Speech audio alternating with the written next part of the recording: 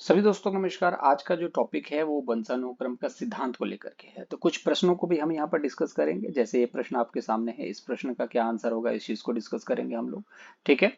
आगे भी कुछ प्रश्न है, उनको भी डिस्कस करेंगे। जैसे कि ये वर्णांतता से भी रिलेटेड प्रश्न आएंगे। ये वर्णांतता है क्या, ये कहीं ना कहीं वंशानुक्रम से ही तो संबंधित है ना। तो इसका क्या आंसर होगा ये भी डिस्कस करेंगे। और एक उपार्जित लक्षणों की वंशानुगति का मुख्य बिंदु क्या था, इस तरीके के बहुत सारे क्वेश्चंस उसको डिस्कस करेंगे। लेकिन उससे पहले हम चलेंगे थ्योरी सेक्शन की तरफ और उसको हम लोग तलाशेंगे उसमें से क्या आंसर हो सकता है। तो ये रहा वर्णांतता का कहीं ना कहीं सिद्धांत, सॉरी वंशानुक्रम का एक सिद्धांत देख रहे हैं यहाँ पर। ठीक है। तो पहला सिद्धांत है जनन द्रव्यों का निरंतरता का सिद्धांत। बिजमैन ने दिया था इसको। ठीक है। एक साइंटिस्ट थे बिजमैन, उन्होंने इस चीज के बारे में बताया था, जनन द्रव्यों का निरंतरता का सिद्धांत। क्या कहना था इनका, इनका कहना था कि शरीर का निर्माण करने वाले जनन द्रव्य कभी नष्ट नहीं होते, बल्कि इसका पीढ़ी दर पीढ़ी स्थानांतरण होता है। ठीक है। तो जनन द्रव्य जो भी है, आपको पता है जनन द्रव्य क्या है, और ये कभी नष्ट नहीं होते हैं। ये हमेशा एक पीढ़ी से दूसरे पीढ़ी में जाते हैं। कहने का मतलब डीएनए को लेकर के देख सकते हैं कि आपका जो डीएनए है वो कभी नष्ट नहीं होगा, एक से दूसरे पीढ़ी में स्थानांतरित होता है। ठीक है। दूसरा देखते हैं कि बिजमैन ने ही एक चीज और बोली थी, उपार्जित गुणों के असंचरण का सिद्धांत।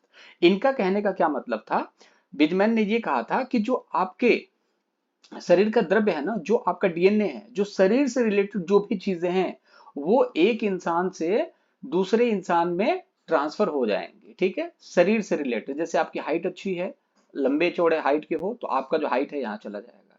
ठीक है। अगर आपकी हाइट नहीं है तो भी आप वहां पर चले जाओगे। आपकी हाइट 6 फीट है तो आपका लड़का भी ऑलमोस्ट 6 फीट होगा। इनका कहने का मतलब ये था बिजमैन का, कि जनन द्रव्य जो भी है उसका स्थानांतरण होगा। ठीक है। शारीरिक रूप से। लेकिन जब भी आप यहाँ पर देखोगे कोई भी गुण आप अर्जित करते हो ना, वो पीढ़ी दर पीढ़ी स्थानांतरित नहीं होता है। बिजमैन ने दो चीज कही थी, आपका जो शारीरिक स्ट्रक्चर है वो तो कहीं ना कहीं ट्रांसफर होता है, लेकिन जो आपने पढ़ाई करी है, जैसे कि आपने जो पढ़ाई करी, जैसे कि आप बहुत इंटेलिजेंट हैं, बहुत स्मार्ट हैं, पढ़ाई लिखाई में क्रिएटिव हैं, तो जरूरी नहीं है आपके बच्चे के अंदर वो सारी चीजें हों। वो सारी चीजें आपके अंदर होंगी, आपके बच्चों को फिर से शुरू से स्टार्ट करना होगा। ये बात अलग है कि आपका शरीर अच्छा है तो आपके बच्चे के अंदर वो शारीरिक गुण सारी चीजें मिलेंगी, लेकिन आपका जो अर्जित गुण है, जो आप दुनिया में आने के बाद अर्जित करते हो, ना कि डीएनए के बेसिस पे, तो जब अर्जित जो चीज करते हो ना, वो आप अपने शरीर को त्याग करके चले जाते हो, वो आपके शरीर के अंदर रहता है, आपके बच्चे के अंदर नहीं जाता है। तो ये बिजमैन ने यहाँ पर कहा था कि जो भी आप अर्जित गुणों को आप रखते हो ना, वो आपके बच्चे के अंदर ट्रांसफर नहीं होता है। एक और है लैमार्क, ये क्या कहते हैं, लैमार्क ने कहा था कि जो अर्जित गुण किए जाते हैं ना, वो अर्जित गुण जो है स्थानांतरित हो जाते हैं। और उन्होंने प्रयोग किस पर किया था, जिराफ के ऊपर किया था। क्या प्रयोग किया था उसकी चीज के बारे में बता देता हूं। तो देखिए, उपार्जित गुणों का संचरण, ठीक है, यहाँ पर क्या है, असंचरण।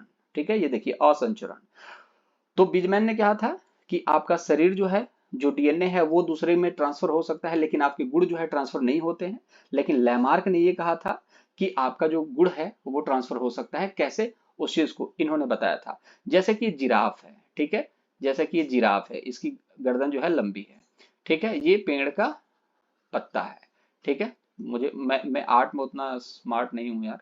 ठीक है। जैसे ये पूंछ हो गया, ये है जिराफ। ठीक है। अब जिराफ जो है ना, यहाँ पर गर्दन से ये पत्ते को खाता है। फिर क्या हुआ कि ये जो पेड़ है ना, इसके पत्ते खत्म हो गए। ठीक है। तो इसको और गर्दन ऊपर करनी पड़ गई, यहाँ पर और गर्दन ऊपर करनी पड़ गई। तो धीरे धीरे क्या हुआ ना, इसके जो संतान आने वाली पीढ़ी थी, उसकी जो गर्दन है ना, वो और बढ़ती गई और बढ़ती गई और बढ़ती गई, और ये लंबे गर्दन वाले पशु बन गए। ठीक है। तो इस सिद्धांत को ना बाद में खारिज कर दिया गया, कहा गया यार बेबुनियाद चीजों को मत लाया करो यहाँ पर। कोई भी मिथ बना दिया और आपने बोल दिया कि इस तरीके से होगा, तो लेमार्क का जो ये सिद्धांत था इसको खारिज कर दिया गया। इनका कहने का मतलब यही था कि पीढ़ी दर पीढ़ी जो गुण होते हैं ना वो ट्रांसफर होते हैं। जैसे कि आप पत्ते को खाने के लिए गर्दन ऊंचा करते थे, ठीक है, तो आपका आने वाला जनरेशन भी होगा, वो भी गर्दन ऊंचा करके पैदा होगा। फिर उससे आने वाला जनरेशन और ऊपर गर्दन पैदा करके, मतलब ऊपर, और उसका गर्दन और ऊंचा होगा, उसका गर्दन इस तरीके से उन्होंने इस चीज के बारे में बात करी थी, जो कि सरासर गलत है। ऐसे होगा तो वो तो एक दिन चांद को भी छू पाएंगे, है कि नहीं। ठीक है। चलिए आगे देख लेते हैं क्या चीजें इंपॉर्टेंट है, और वो जो जो चीजें इंपॉर्टेंट है उस चीज को हम लोग डिस्कस करेंगे। ठीक है। आगे क्या डिस्कस करने वाले हैं, चैनल को सब्सक्राइब नहीं करा तो कर लीजिएगा दोस्त, बाकी इच्छा आपकी है। अब जीव सांख्यिकी का सिद्धांत किसने दिया था, गॉल्टन। बहुत इंपॉर्टेंट है, सृजन शास्त्र के पिता। सृजन शास्त्र समझते हैं आप लोग। ठीक है। सृजन शास्त्र क्या होता है, जैसे कि क्रिएटिविटी, सृजनकर्ता समझते हो आप लोग, क्रिएटिविटी। तो क्रिएटिविटी के पिता कौन है? ये क्रिएटिविटी के जो पिता है ना, वो गॉल्टन है। ठीक है। अब इन्होंने कैसा क्रिएटिविटी, अब ये लोग किस चीज में हैरान थे, ये कह रहे थे भैया माँ बाप से कहाँ ट्रांसफर हो जाता है, ये कह रहे थे ये है माता पिता और ये है बच्चा, इसके अंदर ट्रांसफर हो जाता है, शरीर के सारे गुण ट्रांसफर हो जाते हैं। बिजमैन कहते हैं कि शरीर के नहीं, गुणों का जो ट्रांसफर होता है ना, जो आप अर्जित करते हो वो गुण ट्रांसफर हो जाते हैं। लेकिन ये आए क्रिएटिव बंदे, गॉल्टन, ये क्रिएटिव थे। इन्होंने कहा भाई तुम लोग कहाँ परेशान हो, माँ बाप तक ही परेशान हो। देखो, जो बालक में गुणों का स्थानांतरण होता है ना, केवल माता पिता तक नहीं होता है, ये पूर्वजों से भी होता है। और किस तरीके से होता है, जैसे कि ये सन है और ये डॉक्टर है, तो आधे गुण तो आपके माँ बाप के मिलेंगे, 1/4 गुण आपके दादाजी का मिलेगा, 1/8 गुण आपके परदादा जी का मिलेगा, 1/16 गुण आपके पर परदादाजी का मिलेगा, 1/32 गुण पर दादाजी का मिलेगा। तो ये इतने क्रिएटिव थे, इसीलिए इनको जीव सांख्यिकी का सिद्धांत दिया। तो इसको बोला जाता है सृजन शास्त्र के पिता। ठीक है। तो जीव सांख्यिकी, एक संख्या की बात की जा रही है, जीवों की सांख्यिकी की बात की जा रही है गॉल्टन के द्वारा। सृजन शास्त्र के पिता ये कहते थे कि सिर्फ माता पिता से नहीं, आपके पूर्वजों से भी ट्रांसफर होता है। आई होप चीजें आपको समझ में आ रही होंगी। ठीक है। चलिए, और कुछ चीजें हैं। मेंडल ने कुछ सिद्धांत दिए थे, मेंडल के सिद्धांत को डिस्कस करेंगे। जैसे ग्रेगर जॉन मेंडल, जिसका नाम है, आनुवंशिकी का जनक कहा जाता है, आधुनिक आनुवंशिकी के जनक भी कहे जाते हैं। प्रयोग किस पर करा था, चूहों पर करा था और उद्यान मटर पर करा था, पाइसम सेंटा इवम। ठीक है, इसका नाम था, उद्यान मटर का जो नाम था ये पूछा जा सकता है, पाइसम सेंटा इवम। ठीक है, इसको याद रखेंगे।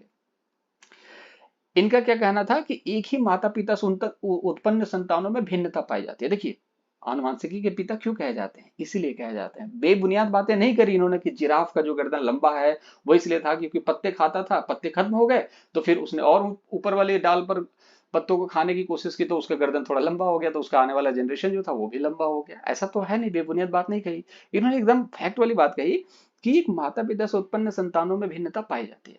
आप अपने भाई के अंदर देख सकते हैं, बहन के अंदर देख सकते हैं, दोनों का जो विचार है, बुद्धि है ना, वो अलग अलग डिफरेंट होगा। ठीक है। तो इनका कहने का मतलब था कि जो बच्चे जुड़वा होते हैं वो तो ठीक है, लेकिन जो अलग अलग बच्चे होते हैं ना, उसके अंदर जो है वो फर्क पाया जाता है, भिन्नता पाई जाती है। किसने कहा था, ये वंशानुक्रम के सिद्धांत में मेंडल ने इस चीज कही थी कि माता पिता से उत्पन्न संतानों में भिन्नता आएगी। तो ऑलमोस्ट आपको मैंने सारी चीजें बता दी हैं। इसकी पीडीएफ जो है टेलीग्राम पर मिल जाएगी, और बहुत सिंपल वे में मैं पीडीएफ कंटेंट बनाने की भी कोशिश कर रहा हूँ कि सिंपल वे में चीजें समझ में आए, और दूसरी बात है आपको ज्यादा नुकसान ना हो आपके टाइम का। ठीक है। अब चलिए, भ्रूण में गुणसूत्रों की संख्या कितनी होती है, 23 जोड़ी होती है। ठीक है, 46 मतलब 23 जोड़ी, जोड़ी मतलब क्या होता है, एक में, एक जोड़ी में कितना होता है, 2। तो इसमें कंफ्यूज नहीं होना, जैसे बोलते हैं ना एक जोड़ी चप्पल, मतलब कितने चप्पल होते हैं, 2, लेफ्ट और राइट। तो इस तरीके से आप देखोगे 23 जोड़ी मतलब कि 46 गुणसूत्र होते हैं। ठीक है। नर गुणसूत्र को क्या बोला जाता है, एक्स और वाई, और लेडीज मादा को बोला जाता है एक्स और एक्स। ठीक है, आई होप क्लियर होगा। तो इसमें कंफ्यूज नहीं होना है। ठीक है। नर नर गुणसूत्र एक्स वाई, कई बार कंफ्यूजन होता है परीक्षा में, एक्स और वाई मादा को मान लिया जाता है। अब इसको कैसे याद किया जा सकता है, ठीक है। तो एक्स और वाई और एक्स एक्स, पुरुष जो होते हैं ना बदल जाते हैं, इस तरीके से याद रखना, पुरुष जो होते हैं ना वो बदल जाते हैं, मतलब बदलाव वाले नेचर के होते हैं, उनका फितरत ही है बदलने का। ठीक है ना। तो एक्स और एक्स, एक्स वाई हो जाते हैं वो। ठीक है, उनके अंदर बदलाव की भावना होती है, जब देखो तब नौकरी चेंज करते रहते हैं, बदलते रहते हैं कि आज ये करना, आज ये करना है। ठीक है ना। तो इस तरीके से आप याद कर सकते हो कि नर जो है ना बदलता रहता है अपने बातों से, इस तरीके से। अब मतलब याद करने के लिए, ऐसा नहीं है कि सभी लोग अब ऐसा करते हो। ठीक है, मतलब याद करने के लिए आप ऐसा माइंड में कुछ कॉन्सेप्ट क्रिएट कर सकते हैं ताकि कंफ्यूजन ना हो। और ये जो है ये लॉयल होते हैं लोग भाई, ये बिल्कुल नहीं बदलते, एक्स एक्स है तो एक्स एक्स ही रहेंगे। ठीक है, ये बिल्कुल बदलाव नहीं चाहते हैं। ठीक है। अब लिंग निर्धारण के लिए उत्तरदायी कौन है, अब लिंग निर्धारण के लिए उत्तरदायी कौन होता है, वो होता है एक्स और वाई। ठीक है, एक्स और वाई। जैसे कि देखिए एक्स और वाई, एक्स और एक्स। ठीक है। तो ये जो वाई गुणसूत्र है ना, ये लिंग निर्धारण के लिए बहुत इंपॉर्टेंट होता है। ठीक है। तो एक्स और वाई बार बार बोला जाता है कि लिंग निर्धारण के लिए कौन इंपॉर्टेंट है, एक्स और वाई। अगर ये वाला एक्स इस एक्स से मिलता है तो क्या बनेगी, लड़की। अगर ये वाला वाई अगर इस गुणसूत्र से मिलेगा तो क्या बनेगा, लड़का। चीजें क्लियर है। जैसे एक बार और समझा देता हूँ, एक्स और वाई है और एक्स है। कैसे समझने की कोशिश करेंगे थोड़ा सा। जैसे कि ये वाला एक्स इस एक्स से मिल गया तो क्या बन गया, एक्स एक्स। और ये वाला वाई इस एक्स से मिल गया तो क्या बन गया एक्स वाई। और एक्स एक्स किससे होता है, ये फीमेल होता है। एक्स और वाई क्या होता है, बदलते रहते हैं भाई, तो मेल हो गया। आई होप चीजें क्लियर है। ठीक है, आगे बढ़ते हैं, आगे चीजों को देखते हैं। ठीक है, चलिए सही क्रम क्या है इसको देखेंगे। शुक्राणु, अंडाणु, युग्मज और ब्लास्टोसिस। शुक्राणु पता है आपको, ठीक है, शुक्राणु क्या है, ठीक है। अंडाणु क्या है, ये भी पता है आपको। इन दोनों के मिलने से क्या बनता है, युग्मज, जिसको जाइगोट कहा जाता है, जाइगोट कहा जाता है। ठीक है, अब हम बहुत ज्यादा डिटेल में नहीं जाएंगे, हमें तो बायोलॉजी करनी नहीं है, हमें तो बिल्कुल सिंपल सी चीजें जाननी है जो इंपॉर्टेंट है, हल्का फुल्का इतना तो जानना चाहिए टीचर को। ठीक है, अब जब शुक्राणु अंडाणु मिलते हैं तो जाइगोट का निर्माण होता है। अब जाइगोट जब 5 से 6 दिन हो जाता है ना, 5 से 6 दिन हो जाता है, तो वो ब्लास्टोसिस का रूप ले लेता है। ठीक है, अब ब्लास्टोसिस क्या करता है, ये एक गेंद के समान होता है। जैसे गेंद है ना, एक कोशिका होती है जो खोखले कोशिका के जैसी होती है, और ये कोशिका जो है भ्रूण बनना स्टार्ट कर देती है। और भ्रूण बनते बनते आप देखोगे कि सेल बन जाएगा, सेल से उत्तक बन जाएगा, फिर बॉडी के पार्ट्स बनने लगते हैं। चीजें समझ में आ रही हैं। पहले शुक्राणु अंडाणु मिलते हैं तो युग्मज बनाते हैं, युग्मज 5-6 दिन तक रहता है। अब वो 5-6 दिनों बाद क्या बन जाता है, वो ब्लास्टोसिस बन जाता है। ब्लास्टोसिस में क्या होता है कि एक सेल का निर्माण होने लगता है, और वो सेल मिलकर के क्या बनाता है, टिश्यूज बनाते हैं। टिश्यूज मतलब क्या होता है, ऑर्गन। जैसे हाथ बन जाएगा, पैर बन जाएगा, तो पहले तो सेल बनेगा। तो पहले जब सेल बनेगा, सेल के बाद बनते हैं टिश्यू, आपको पता ही है टिश्यू बनते हैं। तो ये जो है ना सेल बनने का कार्य करता है, वो कौन होता है, ब्लास्टोसिस। और कब बनता है, जाइगोट के 5-6 दिनों के बाद क्या बनता है, ब्लास्टोसिस। अब वो क्या होता है ब्लास्टोसिस, वो होता है सेल। आई होप चीजें क्लियर हैं आपको। ठीक है, जाइगोट के 5-6 दिन बाद ब्लास्टोसिस बनता है। ब्लास्टोसिस क्या होता है, एक सेल होता है, जो कि शरीर के अंदर सेल होता है। कोशिका सबसे छोटी इकाई होती है, जिसको क्या बोला जाता है, सबसे छोटी इकाई, बॉडी की सबसे छोटी इकाई होती है। वो पहले बॉडी की वो चीज बनेगी तब तो जाकर के कुछ बनेगा, है कि नहीं। तो उसके बाद बनता है टिश्यू। चलिए आगे देख लेते हैं। चलिए आ ही गया, सबसे छोटी कोशिका कौन सी है, चलिए सबसे छोटी कोशिका को देख लेते हैं। सबसे छोटी कोशिका कौन सी है, शुक्राणु की सबसे छोटी कोशिका। शरीर की सबसे छोटी कोशिका कौन सी है, शुक्राणु। ठीक है, सबसे छोटी कोशिका शुक्राणु। ठीक है, उसके बाद शरीर की सबसे बड़ी कोशिका कौन सी है, अंडाणु। ठीक है, सबसे बड़ी कोशिका कौन सी है, अंडाणु। तो सबसे छोटी कोशिका शुक्राणु, सबसे बड़ी अंडाणु, इसको याद रखेंगे, बहुत इंपॉर्टेंट चीज है। ठीक है, तो आई होप इतने सारी चीजें तो हमने डिस्कस कर ली। अब थोड़ा सा और डिस्कस कर लेते हैं वंशानुगत रोग के बारे में। एक होता है वर्णांधता, एक होता है हीमोफीलिया। ठीक है, तो ये दोनों एक ही चीज है ना, दोनों एक ही चीज है। आगे देखते हैं दोनों एक ही चीज है कि अलग अलग है। वर्णांधता व हीमोफीलिया में डिफरेंट है थोड़ा सा, उस चीज को हम डिस्कस करेंगे। ठीक है, और दूसरी चीज ये है, इस चीज को भी समझिए, एक होता है वो और एक होता है या। ठीक है, वो मतलब क्या होता है, और का ही रूप होता है, जैसे कि राम और श्याम। ठीक है, और एक होता है राम और श्याम मतलब दोनों, राम व श्याम मतलब दोनों। और एक होता है राम या श्याम, मतलब कि दोनों में से कोई एक। तो यहाँ पर लिखा है वर्णांधता व हीमोफीलिया, मतलब कि दोनों अलग अलग हैं। ठीक है, तो दोनों वंशानुगत रोग हैं। इसमें क्या होता है उस चीज को समझेंगे। वर्णांधता रोग में ना कौन सा रंग नहीं पहचान पाते, तो लाल और हरा रंग ना पहचान नहीं पाते हैं।